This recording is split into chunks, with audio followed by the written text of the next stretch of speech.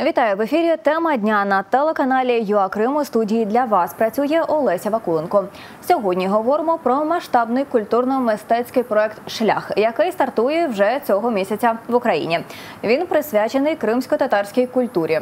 За словами його організаторів, через комплексне осмислення проект презентує кримсько-татарські традиції, історію, мистецтво, релігію та демонструє нерозривність культурного та історичного зв'язку Криму з материковою частиною Украины.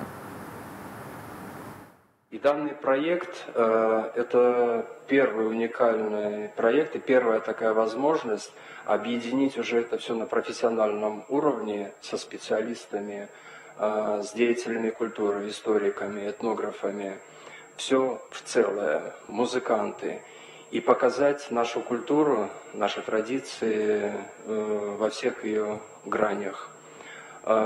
Также в проекте мы хотим рассказать об нашей государственности, о взаимоотношениях Украины и Крыма, об украинцах и крымских татар, развенчать все те мифы, которые были сформированы на протяжении последних 200 лет.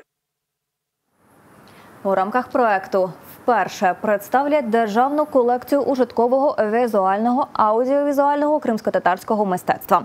Арт-проект буде розміщуватися на 2 локаціях – у Кримському домі, а згодом в Національному музеї народної архітектури і побуту. Загалом проект «Шлях» включає 7 ініціатив.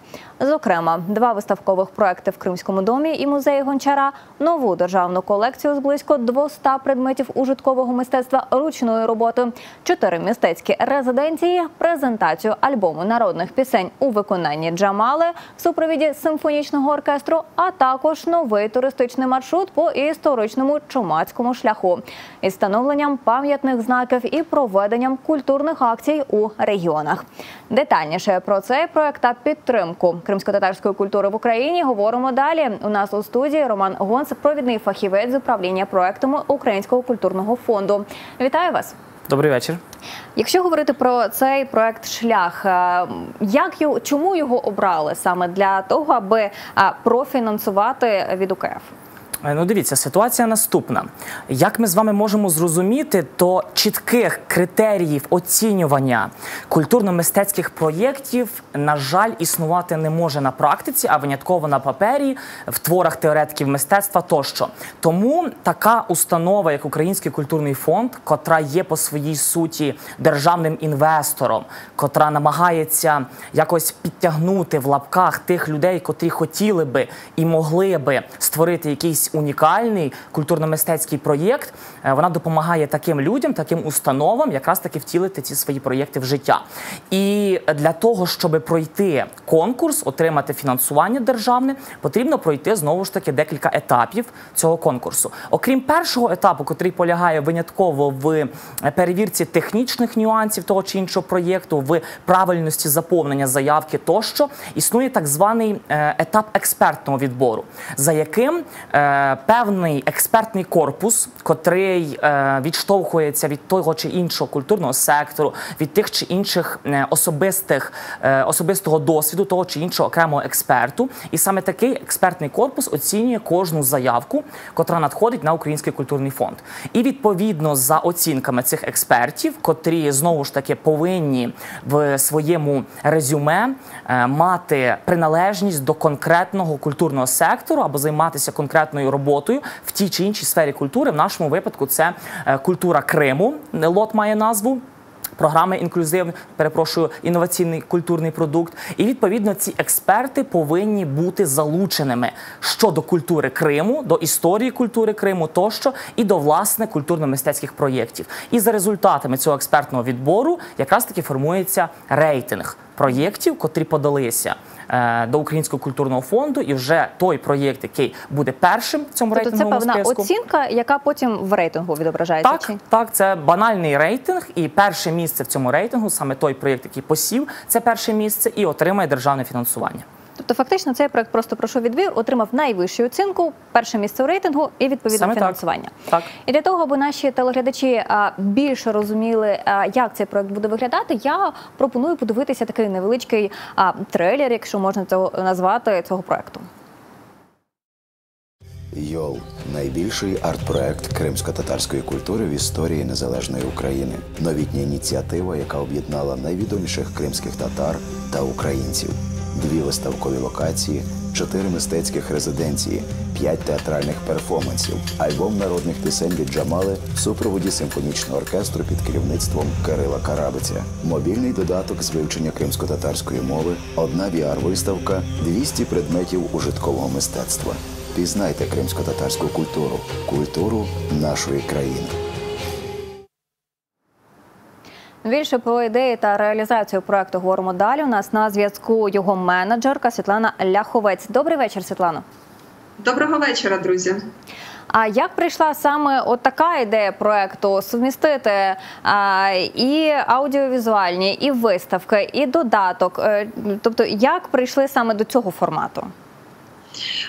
Формат вибудувався з присутності людей, які об'єдналися навколо ідеї створити, власне, якісний, дуже масштабний культурно-мистецький проект.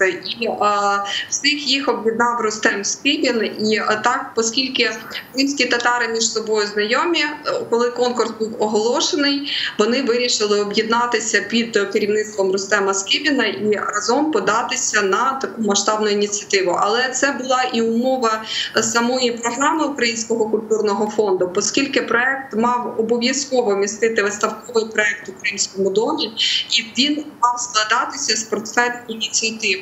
Не менше 5 великих ініціатив. І зробили 7. Робимо 7 масштабних ініціатив.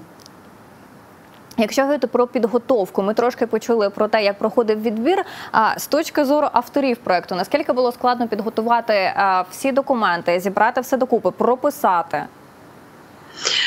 Я якраз та людина, яка писала цю заявку і зводила докупи всі документи. Можу сказати, що це доволі складний, і відповідальний і хвилюючий процес, і творчий, і дуже який вимагає дуже внутрішньої такої структури, розуміння і знань. І дійсно ця заявка, вона була набагато більшою, аніж звичайна заявка на Український культурний фонд на конкурс, тому що вона містила в собі ще й портфель ініціатив, який по об'єму був, можливо, як ще одна заявка, можливо, навіть більше.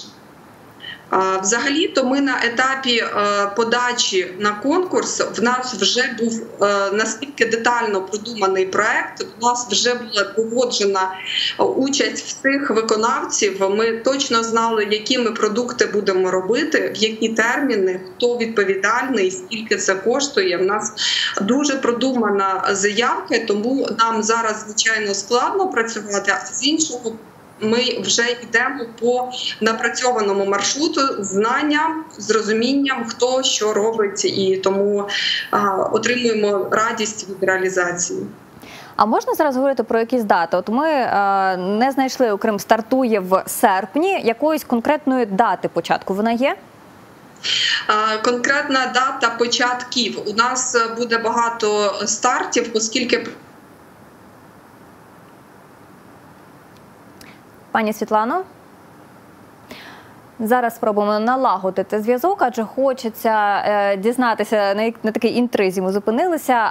Ми почули, що є дати початку різних частин проекту. Хотілося б почути хоча б певні з них. І окрім того, також під час презентації цього мистецького конкурсу говорили про міфи. І повертаємося ми до розмови. Світлана Ляховець, менеджерка проекту «Шлях», в нас на зв'язку. Світлано, чуєте мене? Алло. Зупинилися ми на датах ініціатив.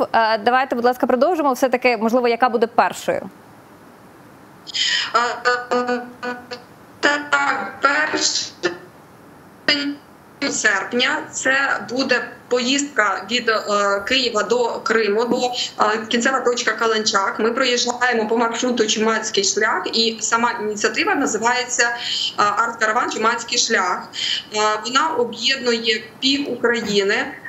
доєднуються місцеві влади, місцеві ініціативи. Ми по маршруту будемо встановлювати пам'ятні знаки, проводити акції на місцях. Ми хочемо таким чином продемонструвати, що українці і кримські татари спокон віку мали культурні, торгові зв'язки, і в нас більше було про обмін і добросусідство, аніж про ворогування. І те, що якесь ворогування було, це швидше міф, нав'язаний радянською пропагандою. Друга ініціатива, яка дуже важлива і така відповідальна для нас, це виставковий проект в Кримському домі. Там буде представлена максимально широко культура, історія, традиції кримських татар, державність. І якраз там буде представлена колекція предметів ужиткового мистецтва, близько 200 предметів, які створюють для проекту кримсько-татарські майстри. І ви говорили на початку, що ми представляємо державну колекцію, присвячену кримсько-татарській культурі.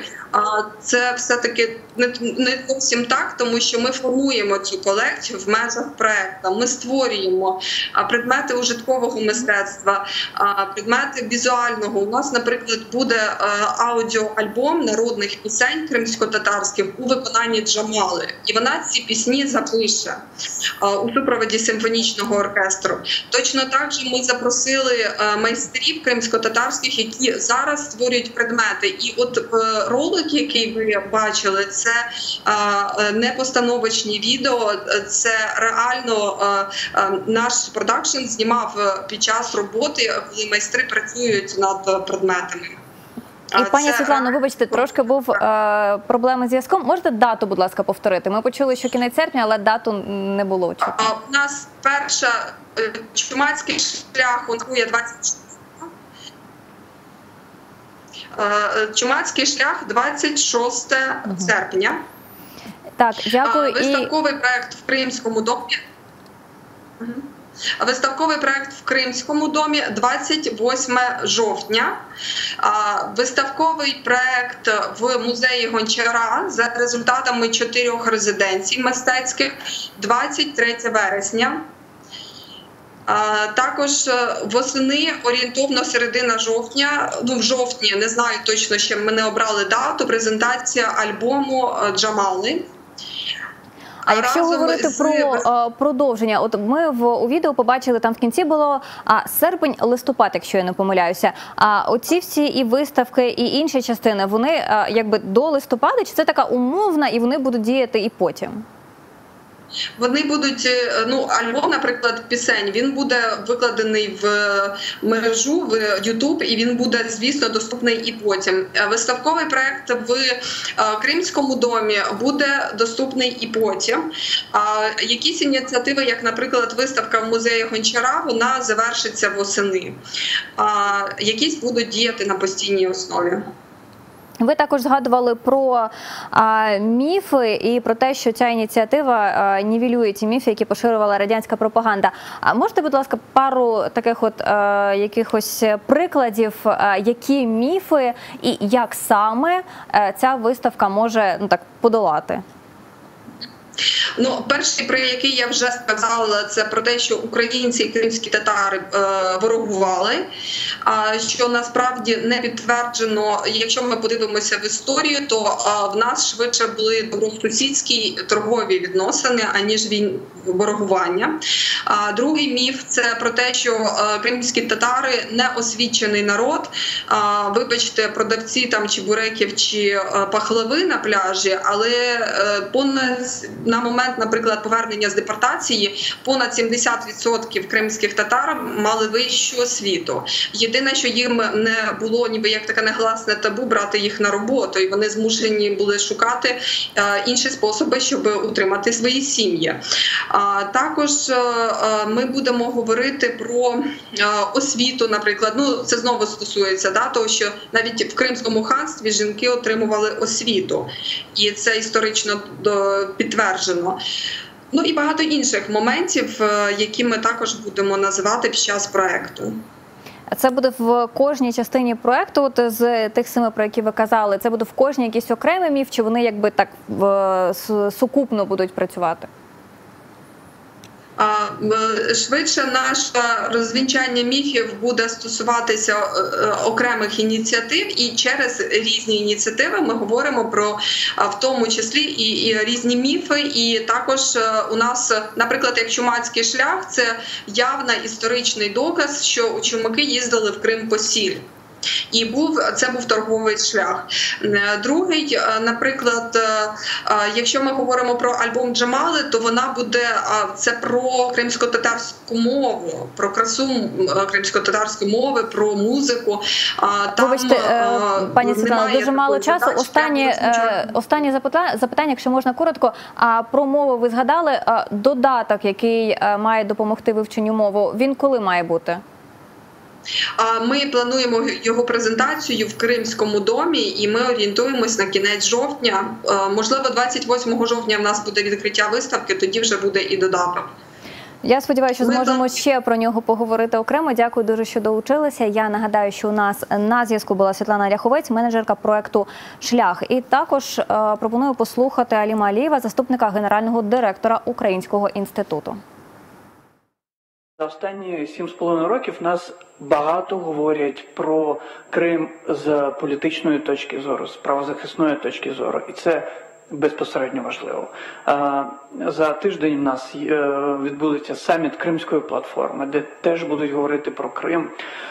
Але без мистецької, без культурної, без просвітницької складової дуже важко говорити, власне, про це омріяне майбутнє, про яке ми всі бачимо.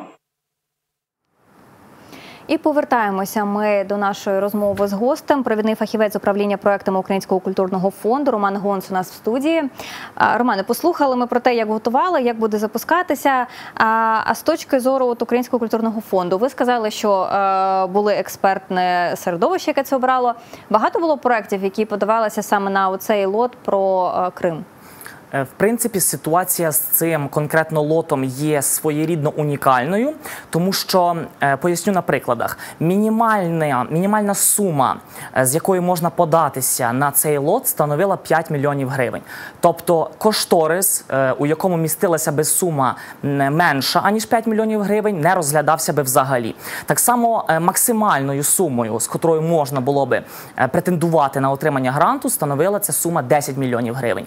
Тобто, а яка була, вибачте, у цього проєкту «Шлях», про який ми говоримо? Майже 10 мільйонів гривень, без декількох гривень, грубо кажучи. І веду я якраз таки до того, що завчасно було прописано в наших документах, в наших інструкціях щодо цього лоту, що винятково один проєкт зможе перемогти в межах цього лоту. І якраз таки це свого роду додавало і унікальності цьому лоту, і збільшувало здорову конкуренцію між митцями, між культурними операторами, котрі розуміли не тільки вагомість настільки масштабного проєкту, але й ту вагу, той тиск, котрий лягав на їхні плечі, і котрий вони змушені були нести, відповідно, для благих цілей, про які ми чули з вами впродовж цієї передачі. Тобто, найголовніше те, що наші українські культурні оператори, громадяни України, представники різних національностей, усвідомлюють те, що настільки масштабні культурно-мистецькі проєкти вимагають від них залучення широкого спектра і спеціалістів, і тем, і різноманітних секторів. А це вперше були такі вимоги до лоту про те, що і про фінансування, і от ми почули, що має бути портфель ініціатив, має бути виставка. Чи це такі стандартні вимоги? Це справді вперше таке відбулось, тому-то цей лот і унікальний. Запустився він, власне, цього року, тобто відносно нещодавно. І якраз таки це був і своєрідний виклик для нас, як спеціалістів фонду, очевидно, і для культурних операторів, котрі змушені були тепер, як пані Світлана сказала раніше, вигадувати нові способи поширення культурно-мистецьких ідей в межах якраз таки цього в лапках портфелю ініціатив. І тобто вони мали прийти вже з готовим прописаним. Тобто от ми чули про колоскові, які співають Джамала, тобто це мала бути попередня домовленість з усіма учасниками от всіх цих ініціатив. Правильно я вас розумію? Абсолютно правильно, тому що на відміну від приватних різноманітних фондів, державний фонд повинен розуміти, куди і на які ініціативи піде, грубо кажучи, кожна копійка виділеного гранту. І відповідно, завчасно, як ви правильно зауважили, потрібно було не тільки мати, грубо кажучи, ідею або концепт, але й домовитися з іншого боку з тими чи іншими конкретними людьми, котрі могли би в межах цього проєкту брати участь. А можемо зараз говорити про вже там наступний лот? Чи може таке повторитися, що буде саме лот про культуру Криму, можливо цього року, можливо вже наступного? Угу. Ну, дивіться, зважаючи на те, що кожного календарного року має місце бути один грантовий сезон, то із закінченням чергового цього грантового сезону, коли, власне, цей проєкт «Шлях» завершиться успішно, то розпочнеться, відповідно, новий грантовий сезон. І ми, як співробітники, спеціалісти фонду і, в принципі, вся культурно-мистецька спільнота України будемо очікувати на те, що нові проєкти подадуться на наш фонд, нові ідеї. І навіть, знаєте, не стільки очікувати, але ми майже впевнені в цьому, тому що з кожним роком статистика і аналітика демонструє те, що все більше і більше нових ідей з'являється і все більше заявників приходять в лапках до фонду отримувати гранти і, що найважливіше, успішно втілюють свої ідеї і проєкти. Грантовий рік, він такий самий, як календарний, бо от ми побачили відео, що серпень-листопад, тобто наступний грантовий рік, він почнеться десь в грудні, чи він все-таки про січень і вже 22-го року? Так, за логікою викладу, він розпочнеться якраз таки після того, наприклад, в межах цього конкретного лоту, який має назву «Культура Криму», власне, після успішної реалізації проєкту «Шлях». Тобто, відповідно, після цього вже заново почнеться ось цей так званий проєктний цикл, який розпочнеться з етапу технічного відбору, перейде до етапу експертного відбору і так далі, до успішного підписання договорів з заявниками. А хто оцінює успішну реалізацію? Питання двояке. Тому що в межах нашого фонду присутні як проєктні менеджери конкретно, котрі займаються радше змістовою частиною, тобто радше якістю виконаного проєкту в межах саме культурно-мистецької фабули і впливу. Це з одного боку, а з іншого боку конкретно фінансові наші менеджери оцінюють, як ви розумієте, кожну витрачену копійку і за якраз таки наслідками оцінки з одного боку проєктних менеджерів і фінансових менеджерів, якщо успішні вердикти ці менеджери винесли, то вже буде підписаний акт виконання проєкту з тими чи іншими ініціативами. Тобто після цього передаються гроші по факту умовно успішного виконання? Чи які можуть бути санкції, якщо от ваші спеціалісти вирішать, що неуспішно було це? Питання ви поставили правильне, тому що наш фонд працює за наступною схемою. Ми видаємо весь грант потраншово. Тобто в межах етапу реалізації проєкту в певному діапазоні виділяються транші тим чи іншим проєктам. І, відповідаючи на ваше питання, якраз таки після того, коли наші менеджери успішно оцінять виконання чи невиконання, як це також іноді трапляється, того чи іншого проєкту, то уже після їхнього позитивного вердикту грантоотримувачеві буде надісланий останній транш. Якщо стануться певні нюанси, котрі дозволять нам в фонді зробити висновок, що не всі ті ініціативи чи продукти в межах проєкту, котрі були заплановані, були виконані, то ми маємо за собою право виплатити транш в меншому розмірі, аніж він передбачався перед тим, адже, знову ж таки, тут і залучаються проєктні менеджери до роботи, які допомагають фінансовим, адже вони якраз таки намагаються оцінити цей а-ля якісний змістовий бік, і в органічному поєднанні з фінансовим уже ми робимо вердикт, чи весь транш виплачувати, чи, відповідно, деякі ініціативи не були виконані. А які є вимоги до учасників? Якщо, наприклад, почують, є у людини ідея, хоче він податися, а це має бути якийсь ФОП, або це може бути тобто юридична якась компанія, де вона має зареєстрована? Чи може людина з окупованого Криму податися на цей проект і на цей лот? Справа в тім, що кожен конкретний лот, як і в межах тієї чи іншої програми, має свої місцями відмінні вимоги до заявників. Якщо брати конкретно в межах того лоту, який ми зараз розглядаємо, тобто культура Криму, то, наприклад, однією із вимог є те, що мінімум 2 роки повинна існувати та чи інша компанія, себто юридична особа, щоб мати право подаватися на лот, власне, культура Криму. І в межах фонду існують програми, котрі вимагають року після моменту реєстрації, року діяльності, щоб мати змогу тим чи іншим заявникам виконувати проєкт. Щодо окупованих територій, ви самі розумієте, Україна через обставини, нам всім добре відомі, юридичного контролю над цими територіями немає, але ви також розумієте, що в межах мистецтва, а ще ширше культури, ті чи інші культурні оператори мають неоціненну змогу поширювати, наприклад, культуру Криму, наприклад, культуру тих територій, котрі зараз окуповані, на межі всієї України. І це навіть є більшою перевагою, аніж якісь юридичні нюанси, а це якраз таки дозволяє більш органічно об'єднати ті території, котрі зараз окуповані, власне, з територіями материкової і не тільки України. Ну, я сподіваюся, ще поговоримо, коли буде оголошено новий лот. Дякую дуже, що долучилися. І так вже наостанок я пропоную подивитися, як самі учасники цього проекту «Шлях» про нього говорять.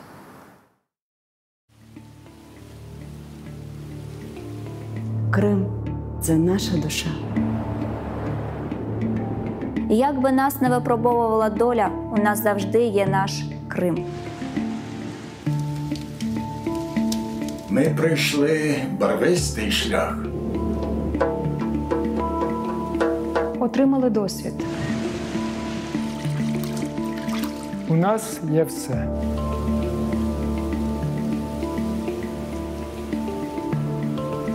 Ми хочемо ділитися нашою красою зі світом.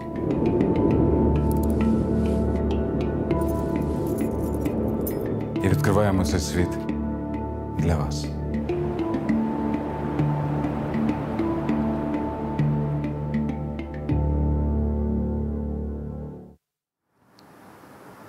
Дякуємо, що були з нами. Нагадаю, що у нас у студії був Роман Гонцев, провідний фахівець з управління проектами Українського культурного фонду. Говорили ми сьогодні якраз про культурно-мистецький проект «Шлях», який стартує вже цього місяця. Ми почули, що 26 серпня буде один з 7 таких частин цього проекту стартувати. У студії для вас працювала Олеся Вакуленко. Ми з вами побачимося вже завтра о 20:05. Далі не перемикайте новини кримсько-татарською. Гарного вам вечора.